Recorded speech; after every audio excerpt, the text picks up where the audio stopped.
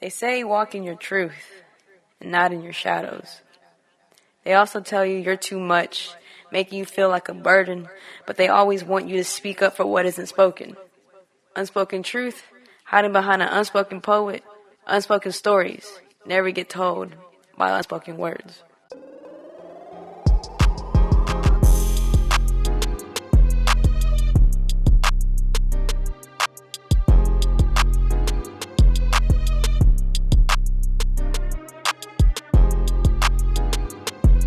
Yo, what's good? It's your girl, Becky the Poet here. Welcome to the Unspoken Words podcast. Thank you for tuning in to episode 100, or as an Asian person would say, 100.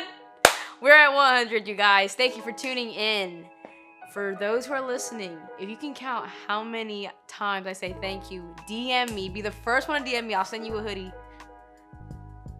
All right, so you gotta keep track because I'm not gonna keep track. All right, you guys, I just want to say thank you for coming. Thank you for watching this on YouTube. Thank you for listening to this on Spotify. Thank you for tuning in on Apple Podcasts. Thank you for listening on SoundCloud when it was up there. Thank you for just being here. We're at episode 100. You know what that means? I don't know if you guys know. It's like almost January 31st.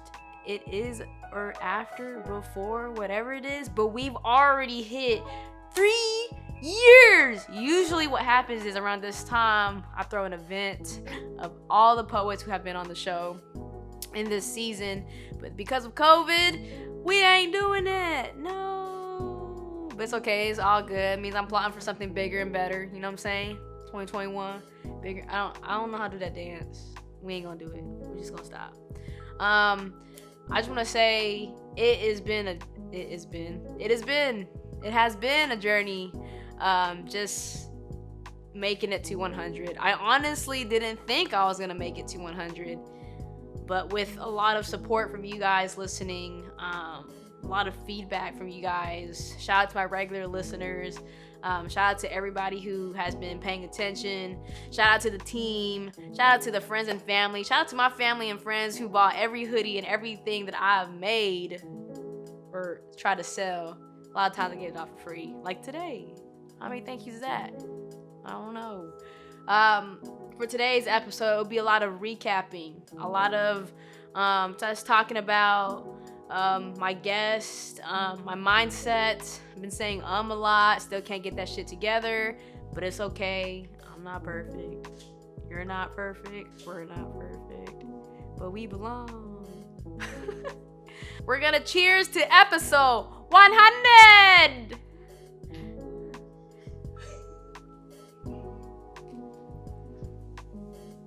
Oh man, Dennis was right. Then Henny would have died. I would have been ratchet.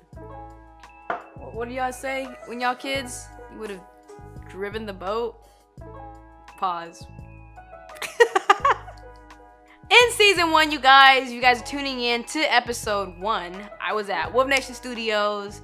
Oh my god, I would walk in with a bottle and I would just be like, I need a shot, Dennis. And then he'll let me have it. And then I'll be like going through my intro 10 times before I even got the episode recorded. And it was just one of those things where it's like, dang, I gotta figure out what I gotta do. So I even started like typing out word for word my script of what I'm gonna say for this whole episode. It was ridiculous. It was also one of the very first things when I walked to by myself with no guests, and I was like, let me just do this by myself. And if I ever get writer's blocked or podcast block or whatever you want to call it, I literally go back to season 1 because I feel like season 1 is one of my best episodes. Just me being me, starting off, learning, and making all the mistakes as possible as a podcast host. And I was like, all right, cool. When I started bringing guests, it was a little bit easier, but then I started to realize I got to build energy for them to feed off of. So it was a lot of trial and error.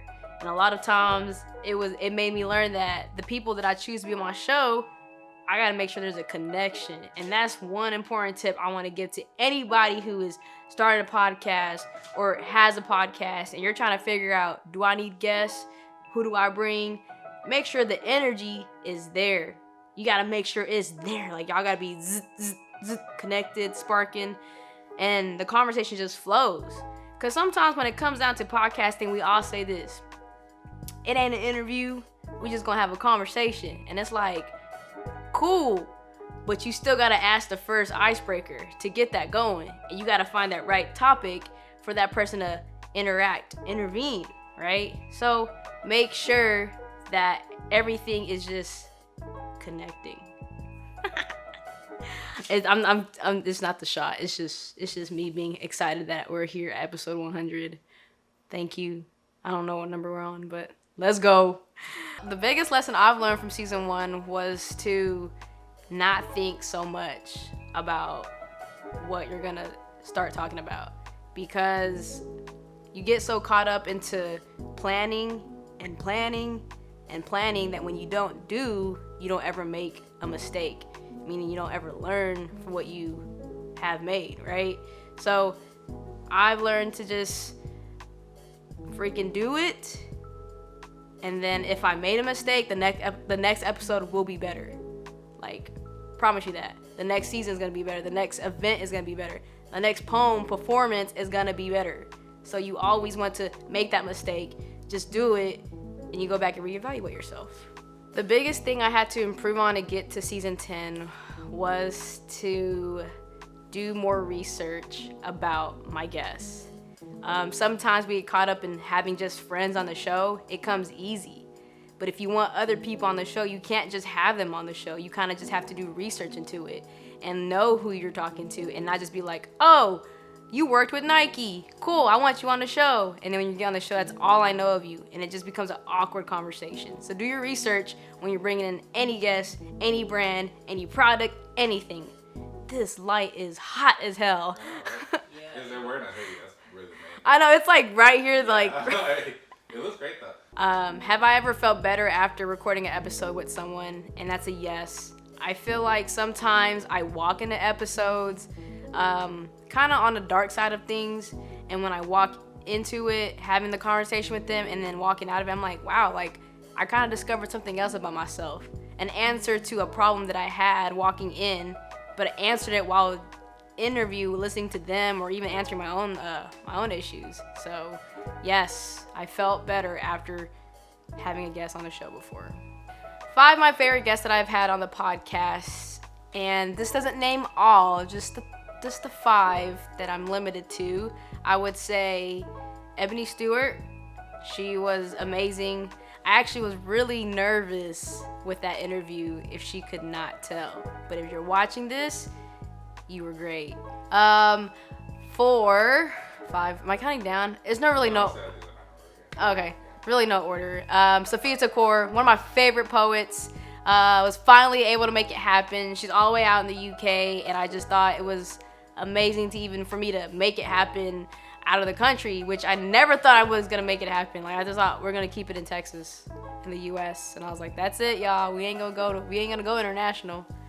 I would say Matt Swagnew. He's a Dallas music artist. He gave lots of tips on like how to be a music artist and growing, which I thought that was very helpful. I learned a lot, and a lot of people that listened, they gave me a lot of great feedback, and I would say the conversation was just flowing, and I was really intrigued because I don't know if you guys know, but I also love music. I just can't do music.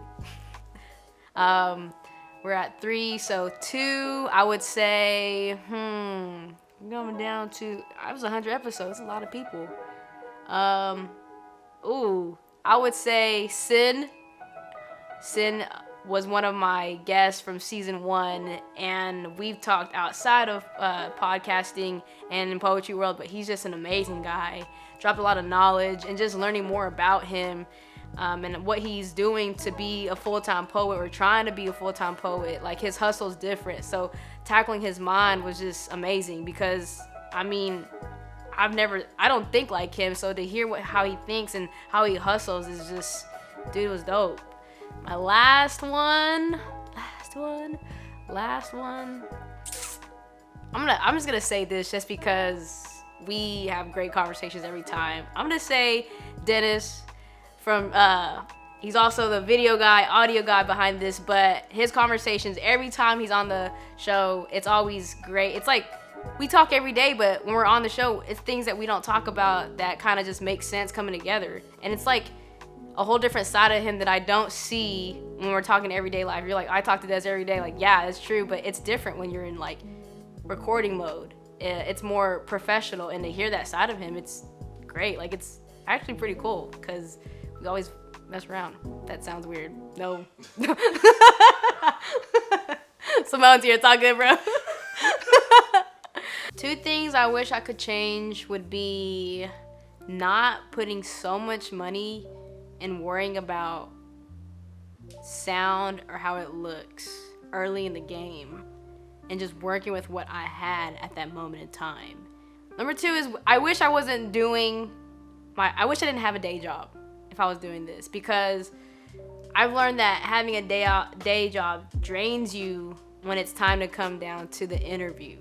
I would literally leave work to go interview with my guest, and then you can kind of tell in my face that I'm like, I'm interested, but I'm just like, I'm so tired. But that's only 2 things I would change.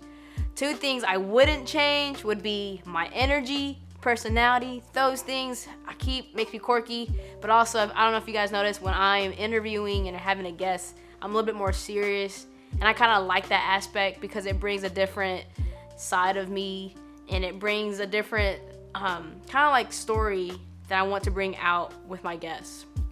And then another thing I wouldn't change is the amount of time I took, whether it was taking me, whether I missed a week, whether I missed however many days and I didn't post. I enjoyed the time doing it. I wouldn't change that. I wouldn't take back anything about time, because I was happy I made it to 3 years. And I was happy I made it to 2 years way back, and a year was just a great milestone. So time, I wouldn't change. So those are the 2 things I would change and the 2 things I wouldn't change. The time where I wanted to give up and the time I didn't give up. That was actually a crazy time in my life. I think I started this, 2 seasons in. I literally announced it on social media. I announced it in my group chat with the people who I was producing this with at that moment in time. I'm still producing with them at that moment in time. I was just announced it to all my friends. I was like, I'm done. I'm tired. It was just one of those things where I was like, I'm a broken record repeating my same trauma, going through my childhood and having to, I guess, file through pain that I didn't want to relive again.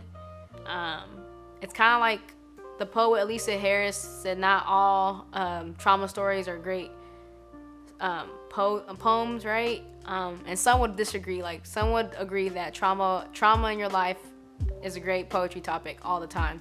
But I think reliving that moment was very hard. And so having to repeat it and just kind of go back on it was just like a flashback of like, dang, like my childhood, I felt so sad, and I didn't solve it until I got older.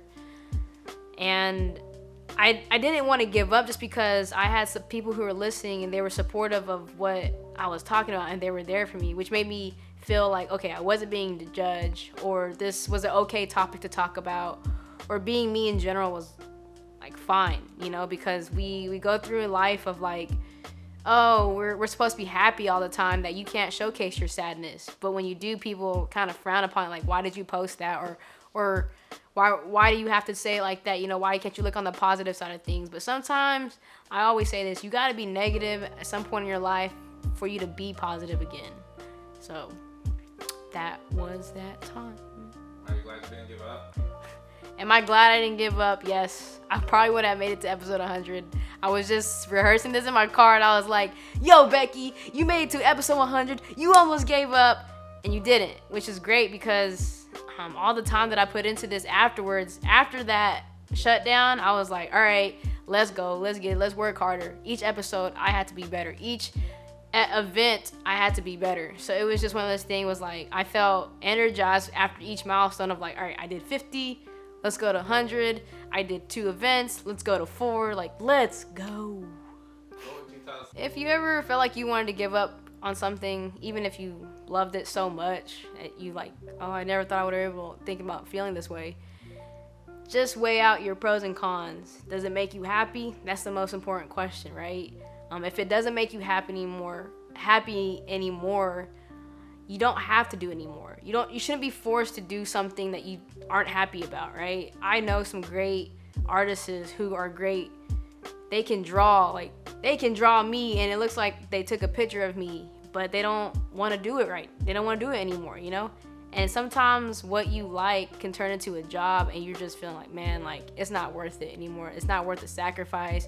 It's not worth waking up to, like, I need to go back to corporate to just be happy again. Then so be it. Because at the end of the day, what you're good at is what you're good at. It'll always be in you. Whenever you're ready, you'll come back to it because that's your human nature. But now if you're done with it, look back on it and just take it as a memory, a good memory, you know, and not a regret like, oh, I could have been a great artist, but I didn't like want to continue. No, don't fall into that regret. Just be happy that you are great at what you do. And if you weren't happy at doing it at the time anymore, it's okay. It's okay because we all walk into different paths. We welcome ShotbyDen here, right next to me, the man behind my logo, the man behind this dope Twitch shot looking like thing, the man behind the audio. Do you hear it? It sounds crisp, like you can do ASMR. No, don't do that. Okay. And then the man that is editing this right now, Dennis. How has it been working with 100 episodes of Unspoken Words? Tiring. For the most part, it's been No, it's been great. It's been like a lot of progression, like not only for like you but also for me. I feel like when I started off, like everything looked a little bit more like this, but now everything looks like this. It took a while to kind of get that, so it felt like a learning experience, like with you while you were learning how to like do better podcasts and be a better host and do better interviews. I was learning how to take better shots and do better audio and have better lighting to the point where we can get like this. So yeah, it's been like a growing experience for like the past 3 years. Yes. Yeah. Big 3. Yeah, so it's been awesome. That's 6 fingers, y'all. That's why I was 6. I'm gonna say this. I say this all the time to everybody. I'm like, when you're motivated and you're reaching out to me and I'm like, oh my gosh, he's motivated, it makes me want to just do, like, that's why like season 10 looks like this. When you were like, dude, I want to elevate Unspoken Words, I was like, dude, like I gotta bring in the heavy hitters. I gotta bring in the good Becky, like you know, like don't screw up Becky, the Becky like good with the interviews. And yeah. I was like, I gotta be 110%, which I appreciate that about our friendship and our workship too, is that we motivate each other. Because I feel like I challenge you with things that I see like on the internet. I'm like, oh my gosh, Dennis, let's pull this off, and you're like, no, I was kidding. No, yeah. Yeah, no, absolutely like that. And I think season 10, in my personal opinion, I think looks like the best out of all the seasons.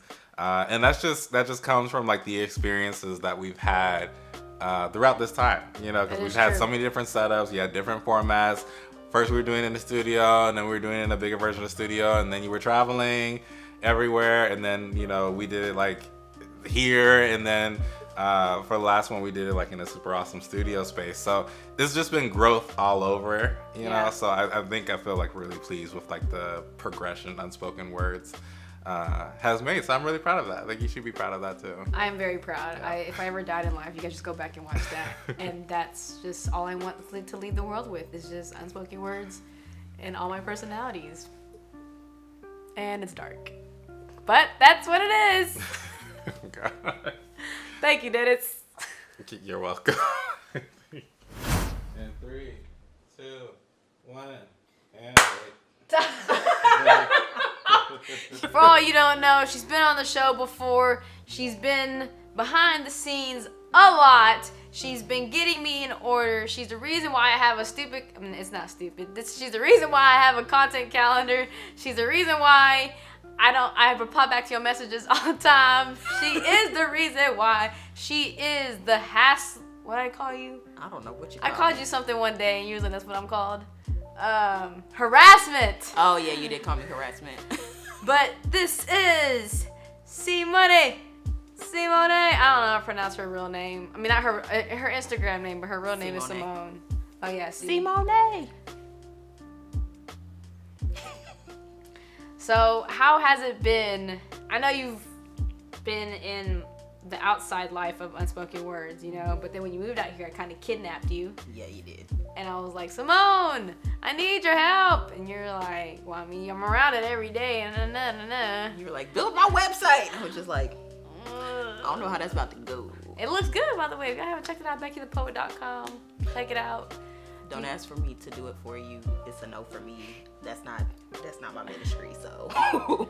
But how has it been working with I for my podcast? It's been fun. A lot of times I'll be having to get you together because you be all over the place, and I'll be like, come back. Where you going? Come back. You all over the place. Come back. So I feel like I'm a mom half the time. I need that. I have a mom. I was like, you have a mom. So, but it's been fun. It's been interesting seeing the podcast side of things because I'm on the blogging side of things. Getting back into the blogging side of things, so it's a little different than the podcast side. Really? Because I would say like blogging and podcasting is the same. Kind of like same platforms. We use the same platforms. Yeah, but when you think about like the editing and stuff like that, that part's different. You can just send it off to somebody. You can just be correcting a couple of stuff. Well, I just use Grammarly and it corrects it all for me. See, so that's why the internet's gonna take over our life, y'all. Everybody's gonna lose their jobs. You're the reason why. Well, I mean, I don't need an editor. I'm a writer. True. I will say you have helped a lot with gathering myself. I am like a spider web that's like everywhere, and now I'm like You still a spider web? I'm still a spider web. I was gonna say something that was very inappropriate, but I was like, no, because there's a lot of inappropriate stuff in here. Together. But I will say I've been happy. I've been a lot more organized, and I've been a lot better mindset just because it's planned, you know? And a lot of like things in my life are not planned. It's sporadic. It's like, I want to go to this event. Dennis, I want to record right now. And it's like, you know, it can't work that way. And then I realized that you kind of have to be consistent, which is like a big word that I've heard in 2020 at the end and then the beginning of 2021. You know, it's all about consistency. Which I'm like, oh gosh, like I don't want to be on Instagram all day. Like I don't want to post this episode today. Can we just wait a week? And it's like, well, I had a plan, right? If this episode wouldn't have happened if it wasn't for because she was like, why do you want to push it? Why do you want to push it out again? Which is something we all need. Also, you help me reply back to people. Because I don't do, so sometimes on the Unspoken Words podcast, Instagram, I be on there. I don't respond to the messages just because we haven't established me doing that yet. I already manage 3 pages of my own. So I just go on hers, and if I see messages, I'm like, respond to these people. It's been like 5 hours and you haven't said anything yet. I'm going to tell you this. I've now turned on my notifications. So now you can DM me and I will reply in a respectful amount of time. Because I logged out because I couldn't take it anymore with the notifications. So she's on her own for that one. So when you're managing when you're managing me in general, did you have to do things differently for yourself? Yeah, I had to make sure my stuff, because I'm always my first priority, so I had to make sure my stuff was together first before I went to anything for like you that needed to be planned. Respect, because I have to respect that as a client. I don't know, man. I think we're just friends that we can work with each other. Yeah. Because if it wasn't for like, she's honestly, like, I think you're the first person that I would call my manager, because a lot of people that I've worked with in my past, like, I just felt like, you know, if you don't have that working relationship separated from your friendship, it's gonna break us. Well, I'm a therapist, so I'm used to separating and compartmentalizing. And she's not my therapist. Nope, I'm definitely not, because if she asks me a question, I'll be like, you should ask your therapist that. So. And by the way, if you guys don't know, my therapy's going great. It's great. She says I'm right on track. Because of. Yeah. But alright, you guys. This is my manager. If you need anything, you're not gonna reach out to her. I'll reply back to you. Thank you guys for tuning in, listening to episode 100. If you're listening, share it with somebody else. Tell somebody there's an Asian girl. She's crazy as hell. And she's a poet. And she's doing podcasting. She's doing it. She ain't doing math. I'm so going to get all these Asian comments. It's okay. I don't care. I'm not Asian. All right, you guys. But I want to say this. I want to go ahead and do this video and end this to where when we're at episode 200, Becky, when you're watching this, please don't be a broke bee. You're going to have a lot of money and your stuff is going to look extremely good, okay? Don't be a broke bee. At episode 200, you're going to be watching this at your big event in a theater. That's what it is. We're going to be in a theater. And this is going to be on TV. I mean, the screen. But yeah. But anyways, that's what it's going to be, Becky. Episode 200, okay? Better be there. If you're not there, now I'm going to smack you down. Just like that. Backflash. Ew, all right, cool. But for you guys who are listening, I want to thank you guys for listening all the way up to episode 100.